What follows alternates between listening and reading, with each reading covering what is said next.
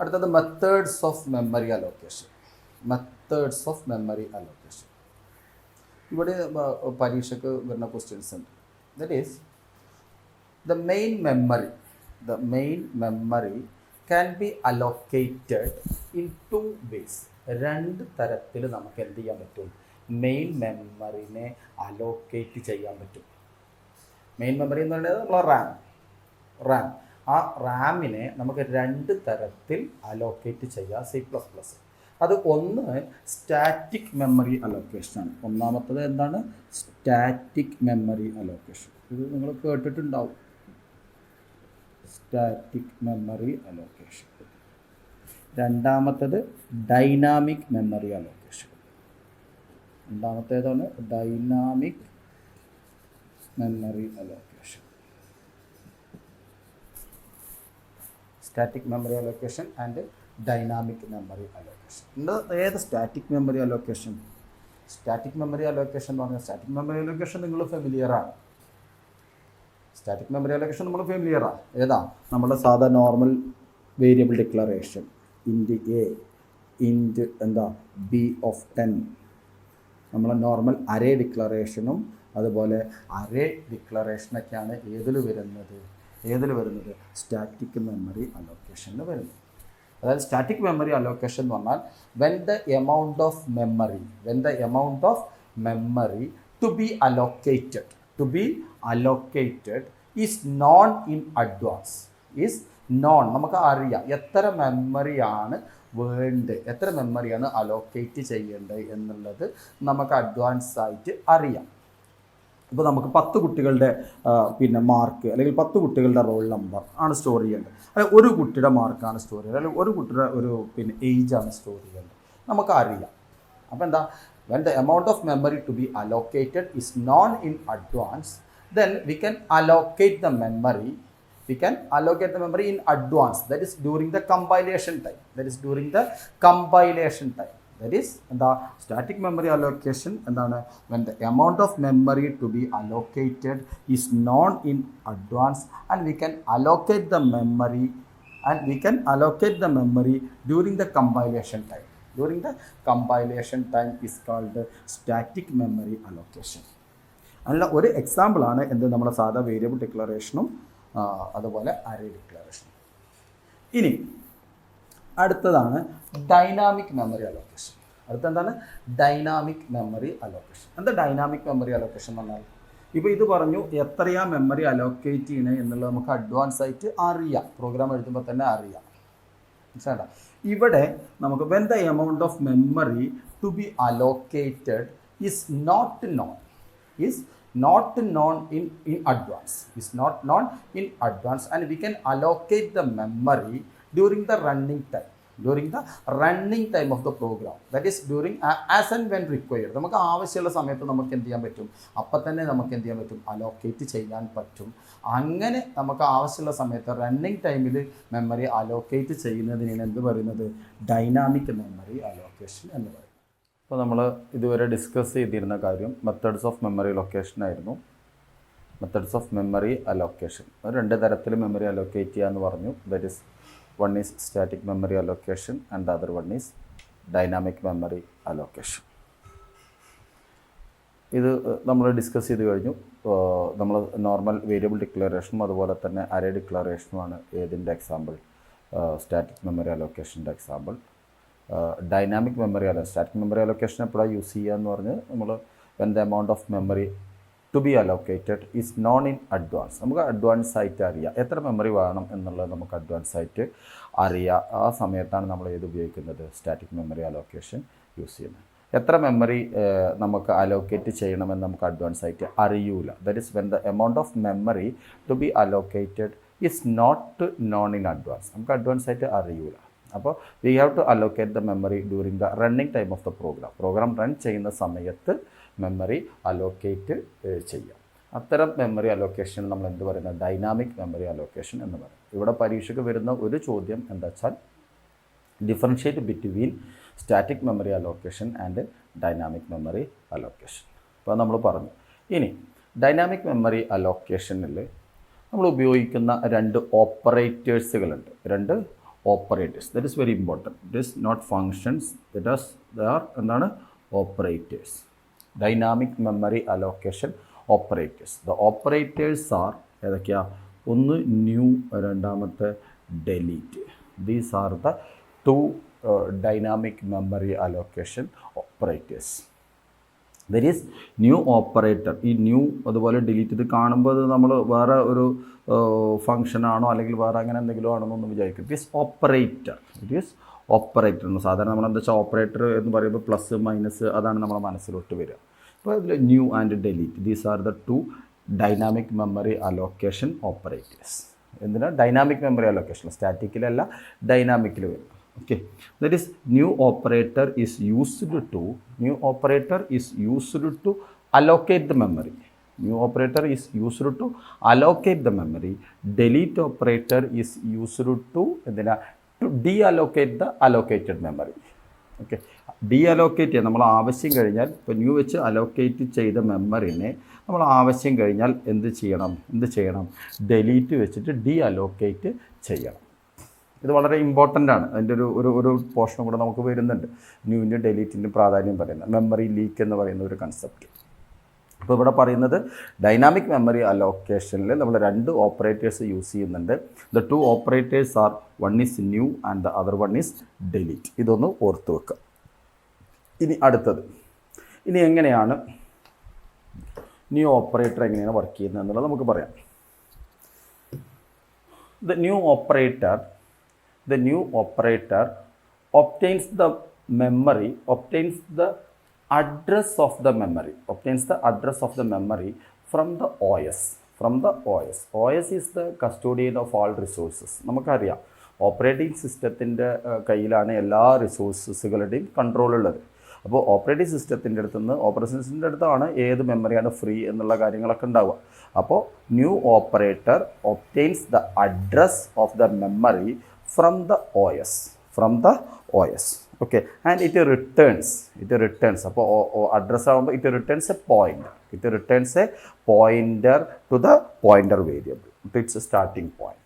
Okay, that is the syntax is how we are using new operator. That is suppose we are allocating an integer type memory location. So new the data type. The syntax is new. New is the operator and int is the data type. Suppose we are going to allocate an integer type of memory location, then and the new int. So it will return the address.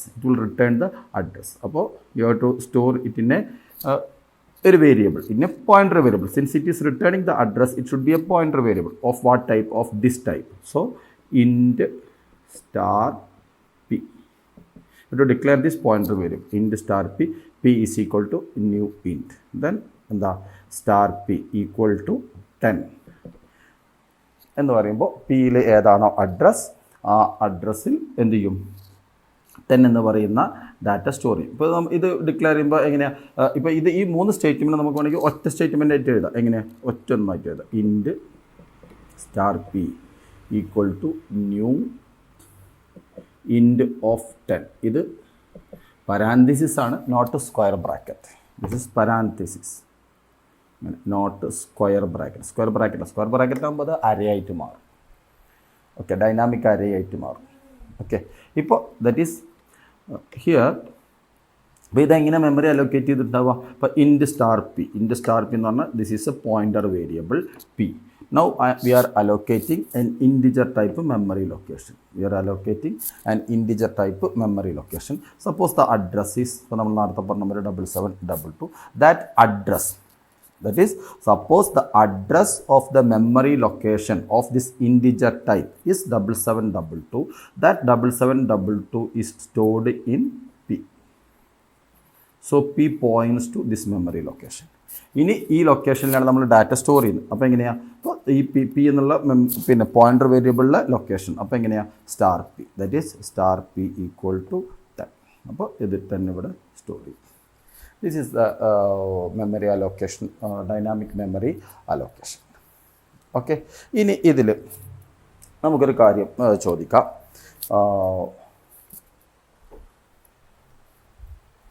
ഒരു ഒരു പരീക്ഷയ്ക്ക് വന്ന ഒരു ചോദ്യമാണ്. ഇതുമായിട്ട് ബന്ധപ്പെട്ടിട്ട് ഒരു public എക്സാമിന് വന്ന ഒരു ക്വസ്റ്റ്യനാണ്. You are asked to differentiate these two statements. Float pi equal to 3.14. The next statement is float star pi equal to new float of 3.14. So this is statement number 1 and this is statement number 2. You have to differentiate these two statements. അപ്പോൾ എന്താ സ്റ്റേറ്റ്മെൻറ്റിലെ difference എന്തൊക്കെയാണ് ഇവിടെ ശ്രദ്ധിക്കാം. Here the first statement is an example for a static memory allocation. ഈ first statement ഏതിന് എക്സാമ്പിളാണ്? Static memory അലോക്കേഷന് എക്സാമ്പിളാണ്. ഇതോ the second statement is an example for dynamic memory allocation. ശരിയല്ലേ? This is here we are allocating memory using new operator. So it is an example for dynamic memory allocation. It is an example for static memory allocation. ഇവിടെ എന്താ വ്യത്യാസം എന്താണ്? Here in the first statement we are declaring a float type variable. Pi. The വേരിയബിളിൻ്റെ പേര് pi എന്നാണ്. ഈ പൈയിലാണ് നമ്മൾ എന്ത് store ചെയ്തിരിക്കുന്നത്? 3.14 എന്ന് പറയുന്ന വാല്യൂ സ്റ്റോർ ചെയ്തിട്ടുണ്ട്. ഇത് നമ്മൾ ബൈനറിയിലായിരിക്കും സ്റ്റോർ ചെയ്തിട്ടുണ്ടാവുക, അത് വേറെ വിഷയം. ഓക്കെ, അപ്പോൾ pi is a normal. Here pi is a normal variable which contains data. Okay, ഇനി സെക്കൻഡ് സ്റ്റേറ്റ്മെൻറ്റ് നോക്കുക. സെക്കൻഡ് സ്റ്റേറ്റ്മെൻറ്റ് എന്താ? Here we are allocating a float type memory location. We are allocating a float type memory location and the value 3.14 is stored in this memory location. And the address, suppose the address is 7722, that address is stored in pi.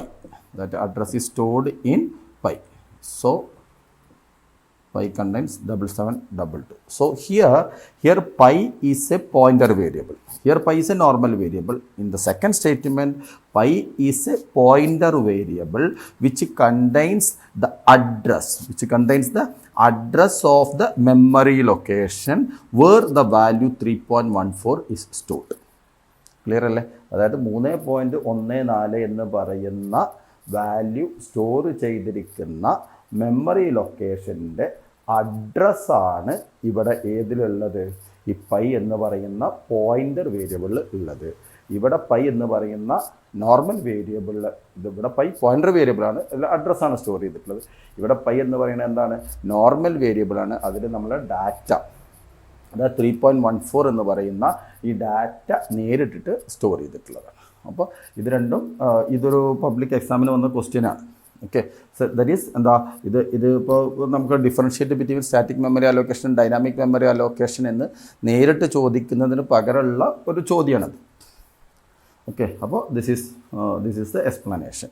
Okay, this is static memory allocation, this is dynamic memory allocation. Example for static memory allocation and dynamic memory allocation. Here pi is a normal variable, here pi is a pointer variable. Here pi contains the value 3.14. Here the pi contains the address. Here the pi contains the address of the memory location where the value 3.14 is stored. Okay, that's clear. Okay. Ini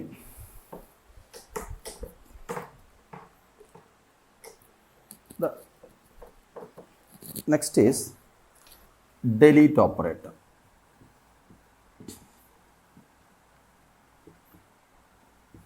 The delete operator നമ്മൾ പറഞ്ഞു dynamic memory അലോക്കേഷനിൽ 2 ഓപ്പറേറ്റേഴ്സാണ് ഉള്ളത് എന്ന് പറഞ്ഞു. ഒന്ന് ഏതാ?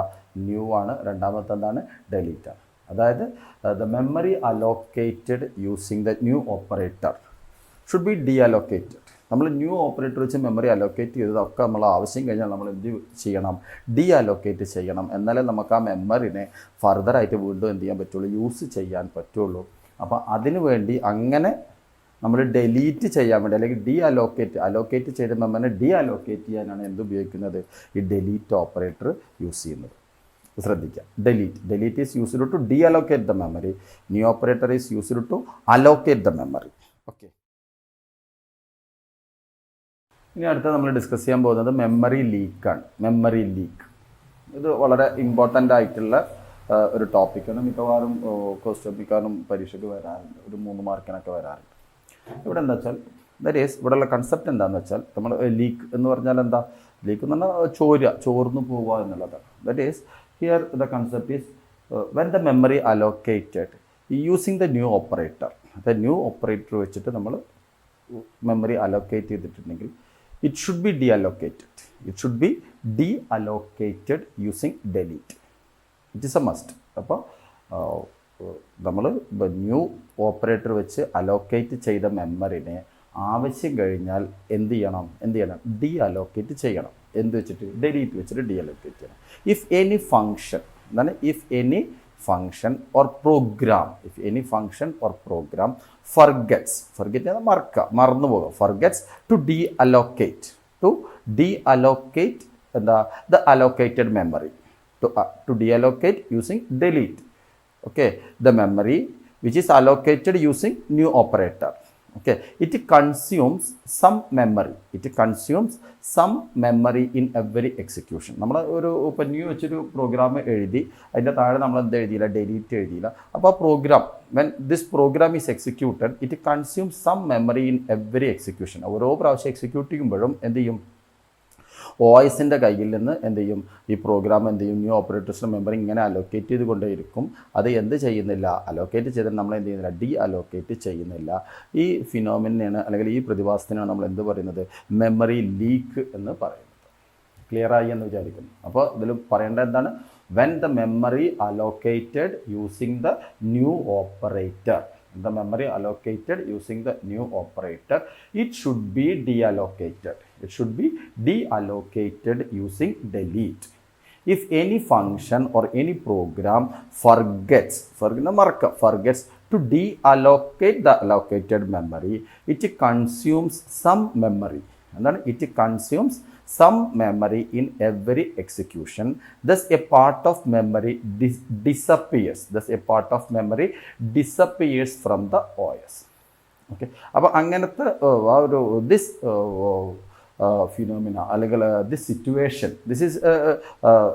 situation should be avoided. നമ്മൾ programme എഴുതുമ്പോൾ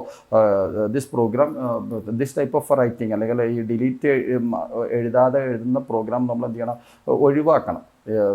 It has some adverse effect on the system and it should be avoided. അപ്പോൾ എങ്ങനെ അവോയ്ഡ് ചെയ്യുക ഇത് എങ്ങനെയാണ്, how memory leak should be avoided എന്ന് ചോദിക്കും. What do mean by memory leak and how it should be avoided. എങ്ങനെ avoid ചെയ്യുക എന്താ, എങ്ങനെ ഇത് മെമ്മറി ലീക്ക് ഉണ്ടാവുന്ന, എങ്ങനെ memory leak leads the improper use of new and delete may leads to memory leak and it should be avoided. It should be avoided by using the proper use of new and delete. New and delete proper ആയിട്ട് use ചെയ്താൽ നമുക്ക് എന്ത് ചെയ്യാൻ പറ്റും, അതായത് new വെച്ച് allocate ചെയ്ത മെമ്മറിനെ ആവശ്യം കഴിഞ്ഞാൽ എന്തായാലും എന്ത് ചെയ്യണം, ഡിലീറ്റ് വെച്ചിട്ട് ഡീഅലോക്കേറ്റ് ചെയ്യാൻ മറക്കരുത്. അങ്ങനെ മറന്നാൽ എന്ത് വരും, മെമ്മറി ലീക്ക് വരും. ക്ലിയർ അല്ലേ?